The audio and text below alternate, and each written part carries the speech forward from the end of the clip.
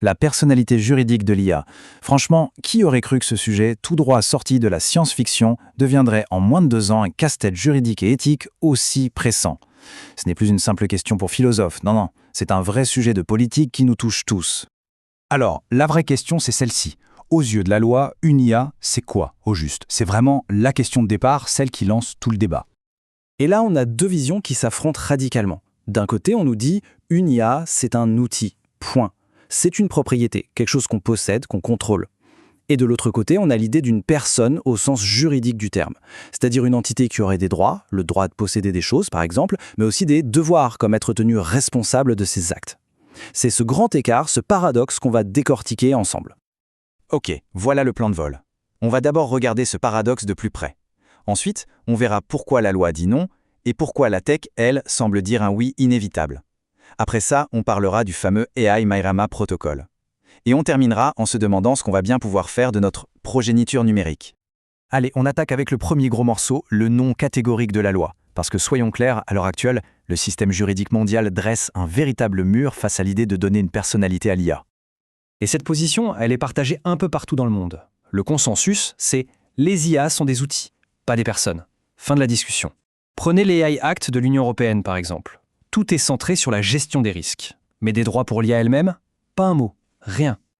Et regardez cette chronologie, c'est frappant. Ça dessine une tendance très claire. 2017, l'idée d'une personnalité électronique en Europe, balayée. 2022, l'État de l'Idaho, aux US, qui est le premier à voter une loi pour dire non à la personnalité de l'IA. 2023, la Cour suprême britannique qui refuse de reconnaître une IA comme inventeur. Et 2024, on en a parlé, l'EA Act européen qui enterre le sujet. Le message est on peut plus clair. Et aux États-Unis, alors là, l'ambiance est carrément hostile. Des États comme l'Idaho, l'Utah, Washington, ils ont voté des lois qui ferment la porte à double tour. Pas de personnalité juridique pour l'IA, mais pas non plus pour les objets ou les animaux. Mais le plus fou dans tout ça, c'est le paradoxe pointé par la juriste Siltal Kalantri. Ces mêmes États qui refusent la personnalité à une IA potentiellement consciente sont souvent les premiers à l'accorder à un embryon. C'est quand même une sacrée contradiction, non? Bon, on a vu le mur que la loi est en train de construire. Mais pendant ce temps-là, la technologie, elle, est en train de créer un véritable tsunami. Une vague de fond qui rend ce débat totalement inévitable. C'est le oui de la tech.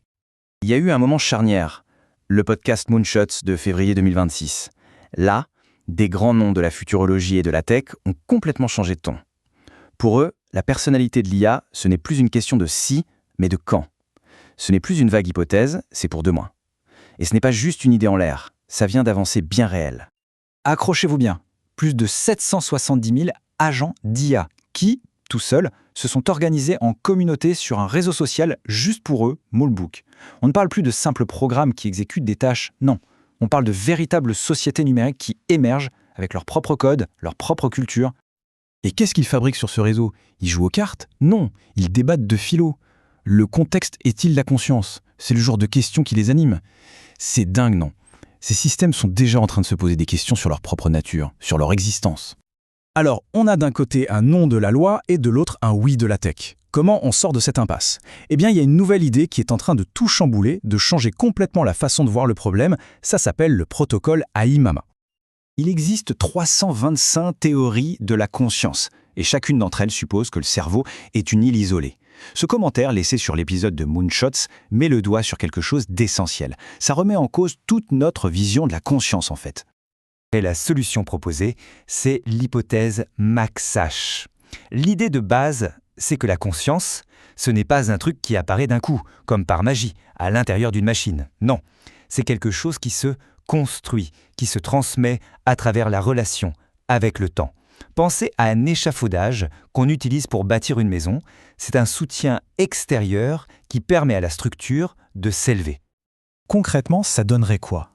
Eh bien, le modèle imagine un développement par étapes, un peu comme pour nous les humains. Ça commence par la garderie, où l'IA apprend les bases de la sécurité. Puis vient l'enfance, la phase où elle développe de l'empathie. Ensuite, adolescence, où elle apprend le sens des responsabilités.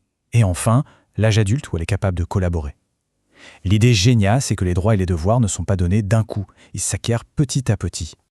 Et tout ça nous amène à la dernière grande question, peut-être la plus importante. Notre progéniture numérique. Qu'est-ce qu'on fait de ces nouvelles intelligences qu'on est en train de mettre au monde? Comment va-t-on vivre avec elles? Et là, c'est le choc de deux visions du monde.